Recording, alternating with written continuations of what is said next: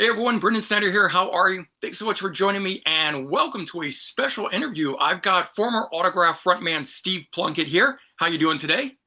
Good, Brendan. How about you? I'm doing great, man. Thanks so much for being here. Really appreciate it.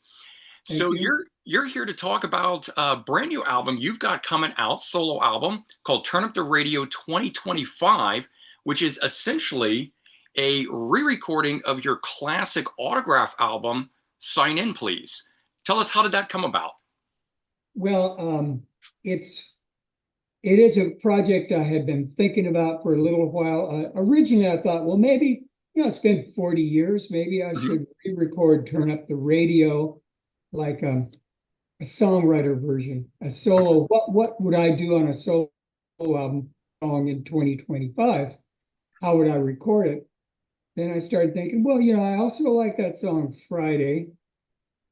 That's on the album and Deep End, and it just, as it gelled in my mind, I started thinking, let's just do a new version. I didn't know if it would work, Mhm. what it would sound like, but I wanted to approach those 10 songs, which are important songs to me. I loved them. And I was a songwriter on all of those. So I wanted to approach them from a songwriter's direction, because that's how I spent my career as a Right. songwriter. What would I do 2025 with these songs? Not being in a band, because a band, you bring in elements of all the members, and we had great members, talented musicians, and you Mhm. want everyone to express what they do best. But coming from a solo direction, it's a whole different vibe. So that was the genesis behind this. I just wanted to see, first of all, if I could do it. You Um, certainly did. and I had no time frame on it. So Mhm. I was able to take my time and just kind of relax on it, Mhm. and approach it like I would a solo album. Mhm. And I'm thinking to myself, if I just wrote this song today, what would I do, or what would I do differently? And I'll tell you, it was amazing to me to find out on a lot of the songs, especially like I started with Turn Up the Radio. Don't fix it if it works. Yeah. And the arrangement was great. There was Mhm. nothing I could think of that I would change. And originally thinking about it in my mind, I thought, oh, I do A, B, and C, change this and that. When I got to it, everything I tried made it worse. I kind of stuck Yeah. to the basic arrangements, not the instrumentation so much, but that was kind of how it progressed. Mhm. Well, I mean, you kind of gave it the stuff sort of a sonic overhaul to it, as sort of modern retelling. As you said, if you were writing the song today and putting it out, this is what it might sound like as opposed to having done it in the 1980s. Exactly. Yeah, and I've really enjoyed. I mean, the first single being "Turn Up the Radio" from it. I'm looking forward to really hearing the rest of the album, sitting down and digesting it when it comes out, because that one just, I didn't think there'd be a better way to do it, and I don't know that it's better, but it is equally as good. As you said, you didn't change what isn't broke, don't fix it, but yet somehow it's still new, it's fresh, and I feel like I'm hearing it for the first time. That's awesome. I didn't try to improve on Sign In Please, because I don't think you could. Mhm. That was a moment in time, a Yeah. spark between five guys, and it just came out to be a classic album. I could never try to improve on that or even duplicate it. I wouldn't try that.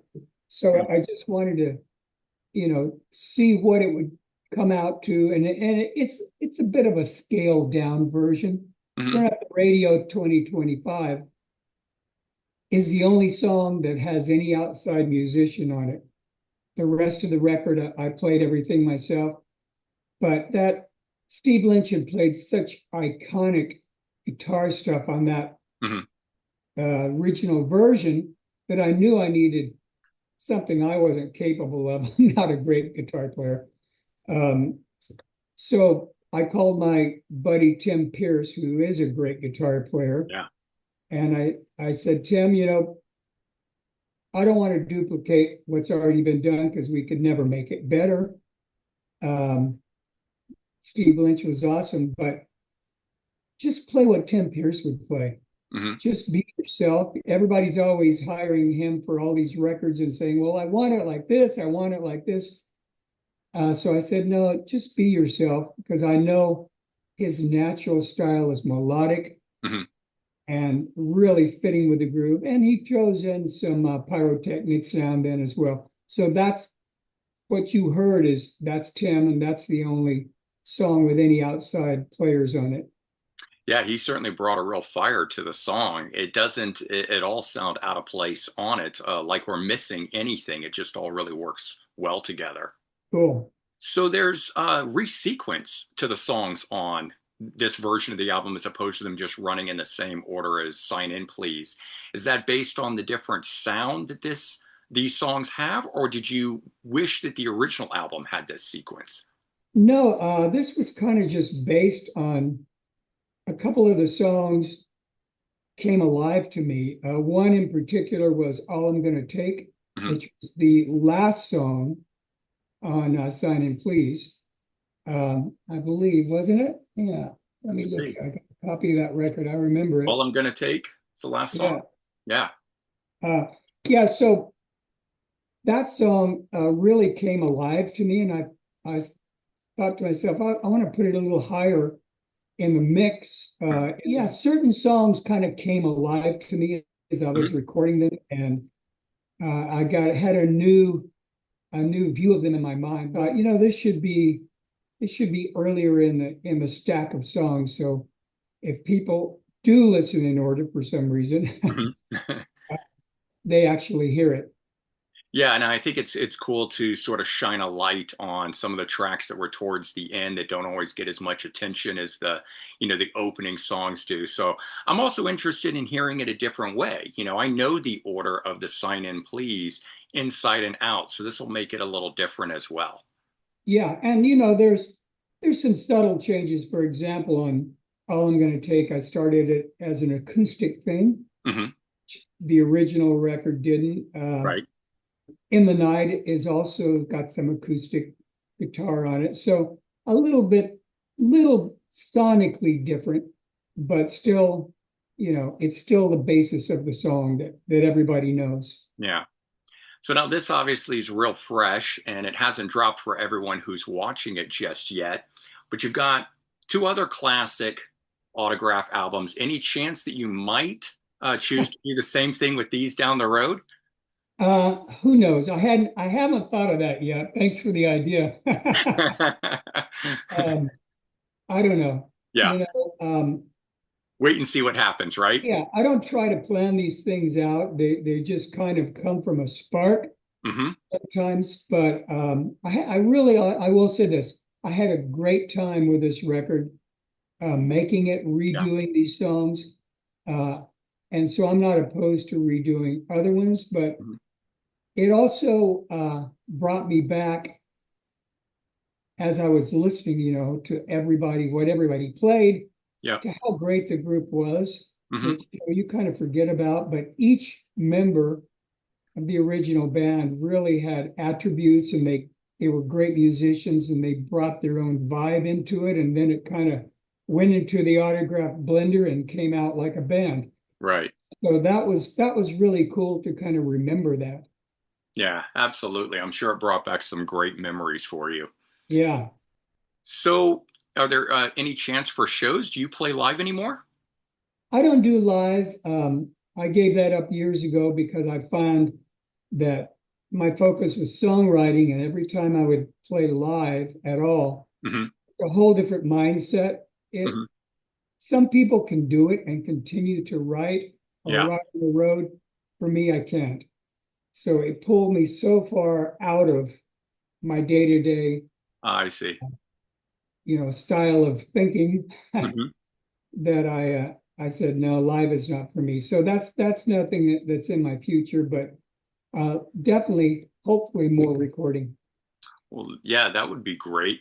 And speaking of that, I mean, following the end of Autograph, you make your first solo record My Attitude, which came out in 1991.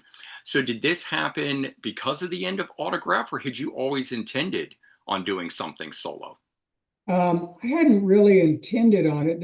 I'll tell you the Reader's Digest story behind that album, All which right. is kind of interesting.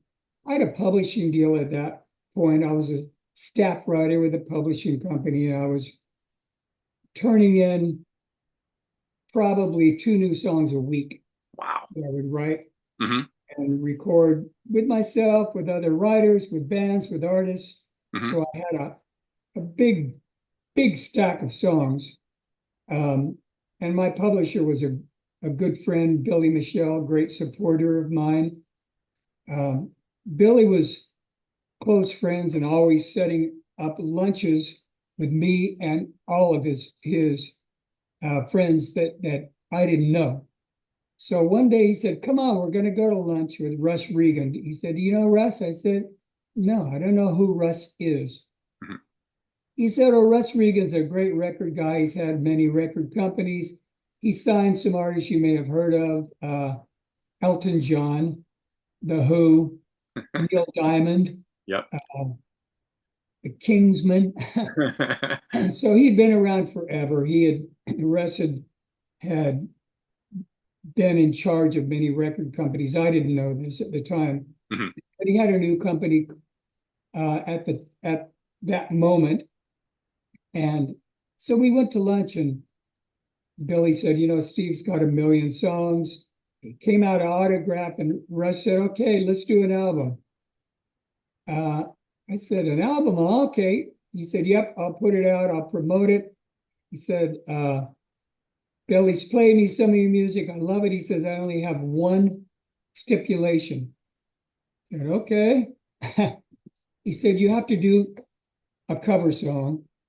And one of the two songs in my career that have meant something to me, one is Smoke Gets in Your Eyes." I'm thinking, what is that?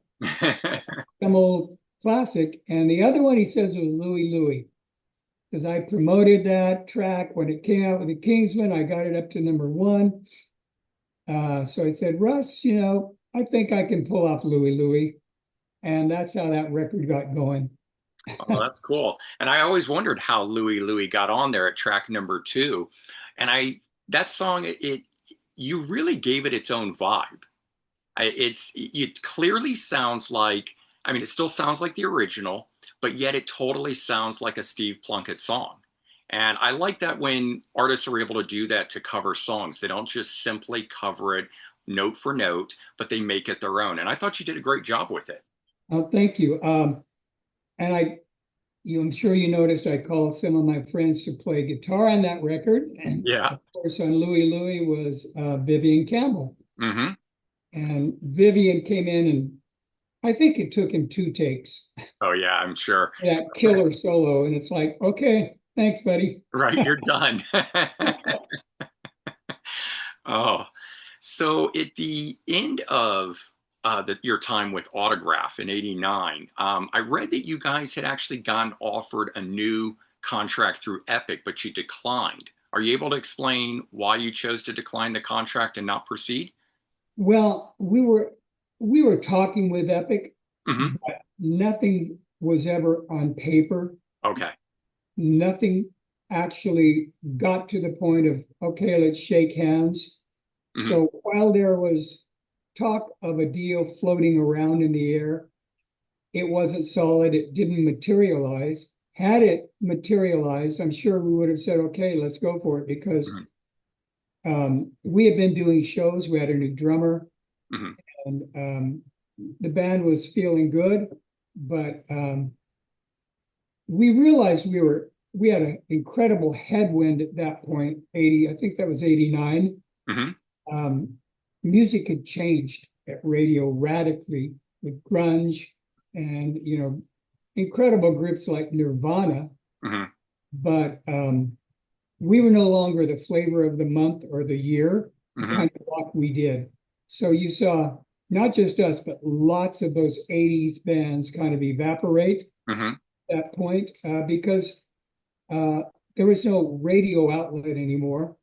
And some of us we're not quite big enough to headline every show. Yeah, yeah. So, you know, at that point we said, well, without a record deal, a real record deal, it's probably not worth it to slog through another record. So Mhm. we all shook hands and walked away. And so, yes, so you all ended on good terms then? Yes, we did. Oh, that's good. You did eventually release Missing Pieces, which is what would have been your fourth album together, essentially. Well, a lot of those are demos that we Right. had been doing and working on Hmm. for a potential fourth album. So I thought they sounded pretty good, and we wanted the world to hear them, Hmm. um, because there's a some good stuff in there, and so that's why Missing Pieces materialized. Yeah, and it sort of has a more stripped back song. You can tell that it's, of that time, the late 80s, what would have become the early 90s there. Um, I had read that your keyboard player had left at that point and you chose to continue on just as the bass, drum, guitar approach to things, a little bit more of a harder edge. Right. And that's what I was hearing on the album. One of my favorite songs on that, Angel in Black, Ah, later turned up by the band Bangalore Choir. Don't know. ah, boy, you have been digging some research there. Thank you. Yeah, but I've always loved these guys, and when I later, of course, got the autograph version because this I didn't, I think the first time it was released was '97, right? But Bangalore Choir that came out in 1992, and I was like, oh, hey, a Steve Plunkett song. But to hear the autograph version, I thought that was pretty cool to be able to get Yeah, this. So I'm glad you that's a. released it. I was doing a lot of writing with a good friend named Jack Conrad. Hmm. And Jack was a killer writer who he had written all the Babies hits, Isn't It Time, Every Time I Think of You, hits for Three Dog Night and Heart. Hmm. One of my favorite songs he wrote was If Looks Could Kill for Oh Heart. yeah, that's a great one. Anyway, Jack and I were writing a lot. We had just written two big songs for Vixen, Hmm. How Much Love. Yeah, I'm Yeah, sure you have I that know you've CD. got I know there's one that appears on here. Right. So Jack and I were turning out a lot of songs, and Angel in Black was one of them. And I thought, this could be an autograph song. And so we cut it, and I like the way it came out. Oh yeah, it's very, very good. So I mean, you're starting to dive into it there, which is what I wanted to further talk to you about, which is all the songwriting you did after leaving Autograph. You wrote for so many different artists. You mentioned Vixen. We talked about Bangalore Choir. You also wrote for the Go-Go's, Graham Nash. Is there a particular song that another artist recorded that you really like? Is there one that stands out maybe in your mind or? I love Automatic Rainy Day, Hmm. which the Go-Go's recorded. Hmm. Um, that's a song I wrote with Gina Shock, their drummer. Gina and I were also churning out lots of songs. We probably wrote 25 songs, Oh wow. and that's the one that clicked for the Go-Go's. Hmm. I really like that song. Um, and there's been so many that have come out. But the Graham Nash song that I like best, we wrote some songs for a movie. Hmm. Um, and there's one song called The Wall for a movie called The Wall, which was a Showtime movie. Okay. A really cool song. I think there's a video somewhere on YouTube I'm of gonna where have to dig you it hear up that. now. It's a typical what you'd expect from Graham Nash, but the end of the song, I said, let's kick it in Hmm. right here, and you'll hear where the band kicks in, guitar once again, the maestro Tim Pierce, Hmm. and that's one of my favorites. Yeah. So now all these songs that you've written, these 20 some different ones with this person here and this person here and whatnot, where do they all go? Are you ever gonna potentially release some of these demos? I'll tell you what my publisher used to tell me. He used to say, Steve, every song is an experiment. Some of them work, some of them don't. Right. And a lot of them don't work. Hmm. Just because you write a song and you demo it up, a week later it may be Right. not quite.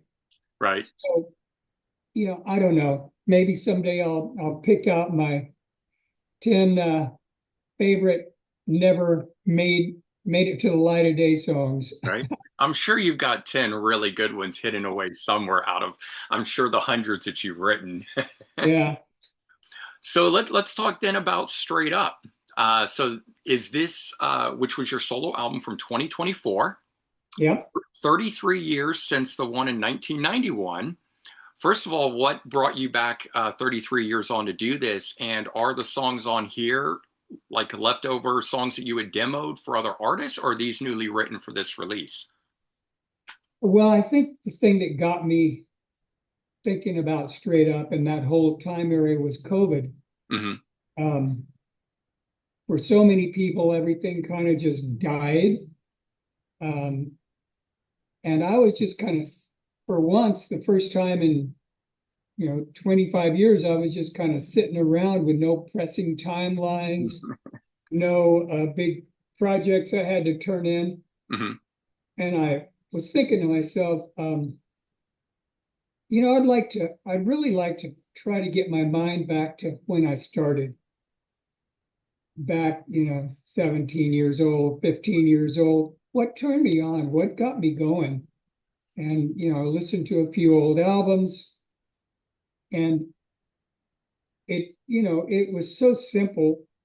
It's like, well, plug in a guitar, you get a good sound, and you just start cranking. You don't think about the lyrics. You don't try to be a smart songwriter. Hmm. You don't try to put out a big message. You just talk about what's in your mind at that moment, Hmm. and you get a good groove. And so then I, you know, plugged in my guitar, turned on the drums, and started playing. And I put myself back in that mindset. I want to be a rock star. I want to drive a big car. Yeah. I want to play my guitar. Really simple. I mean, this Mhm. is lowest common denominator stuff. And once I got into that mindset, it just started to flow. The songs on Straight Up, none of them are going to be, given a Grammy nomination. It's not that kind of thing at all. Right. It's not, man, listen to this great song I wrote. It's like, turn that on and do something that makes you want to move, whatever. Hmm. Uh, get on your bike, get on your treadmill, move your feet. This is rock and roll, lowest common denominator.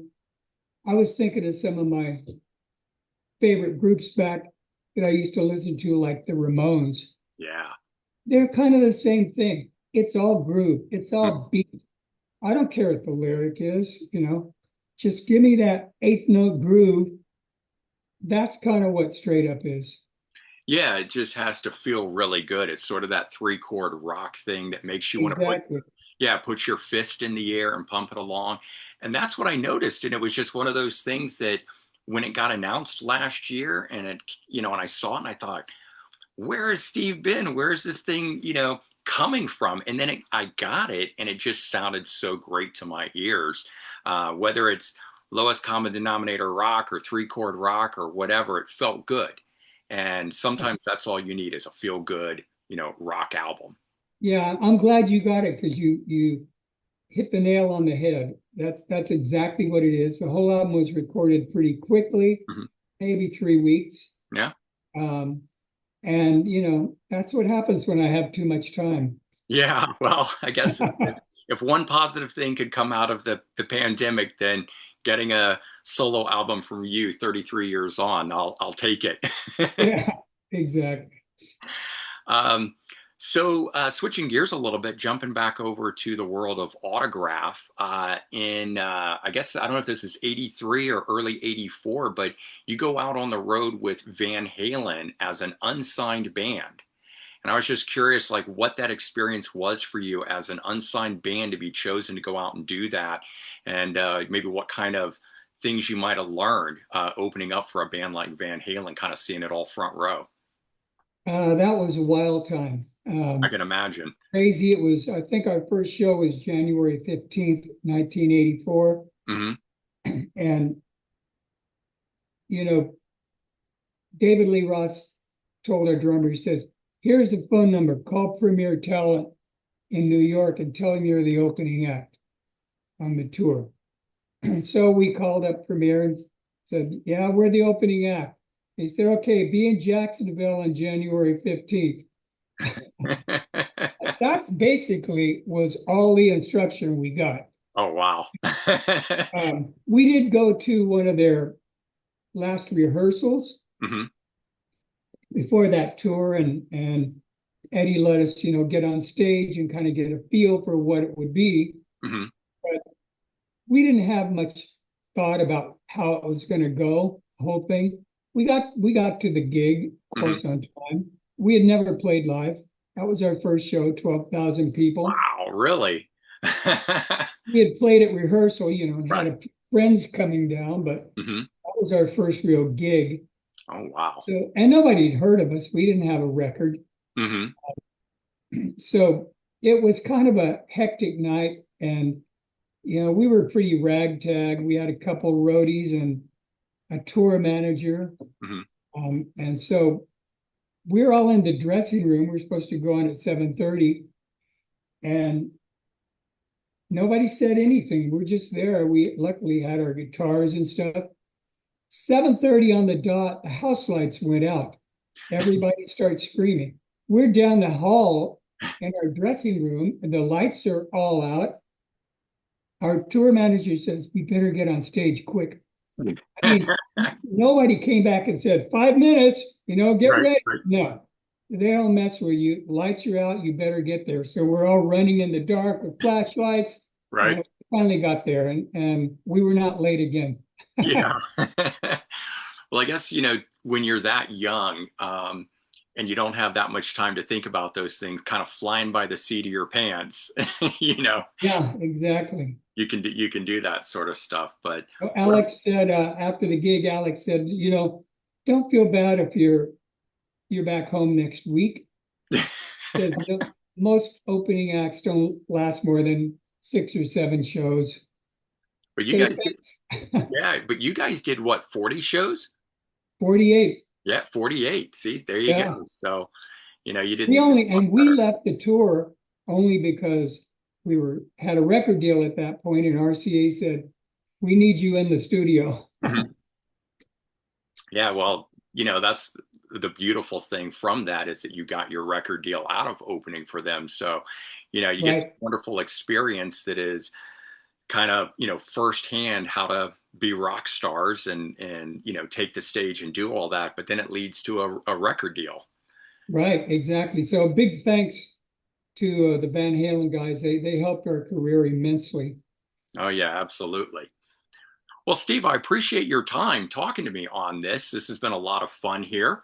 And certainly for everyone tuning in here, September 26th is the release date for Turn Up the Radio 2025, the new solo album that Steve Plunkett has put together, reimagining the songs of Sign In, Please, that classic first debut album that you guys made all those years back in 1984.